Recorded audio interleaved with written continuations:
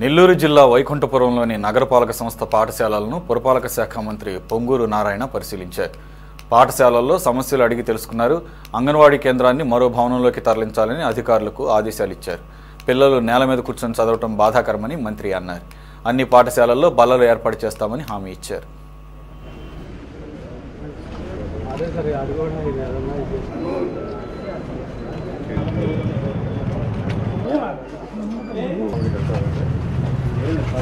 పద్నాలుగు 19లో first school visit చేశా. పిల్లలు నేల మీద కూర్చున్నారు.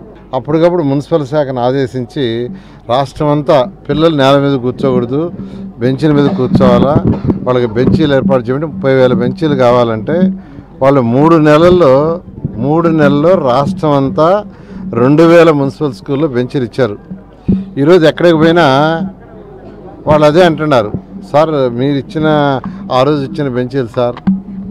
ఇందాక ఒక స్కూల్కి పోతే ఆ స్కూల్లో అది 6వ డివిజన్ కదా, 6వ డివిజన్ పోతే సార్ చెక్కు చెదరలేదు సార్, చిన్న గీత కూడా పడలేదు, ఈ 6 సంవత్సరాలు అలా మెయింటైన్ చేసామని చెప్తే నిజంగా ఎంతో ఆనందం వేసింది.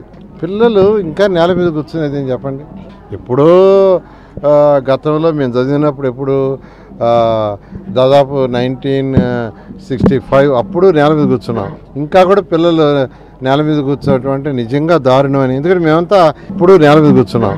ఇంకా కూడా పిల్లలు నేల మీద కూర్చోవటం అంటే నిజంగా దారుణం అని. ఎందుకంటే మేమంతా హరినాథపురంలో ఓరిగంట కుటుంబ స్కూల్లో చదివాం. అక్కడ నేల మీద కూర్చొని చదివాం 5వ తరగతి దాకా.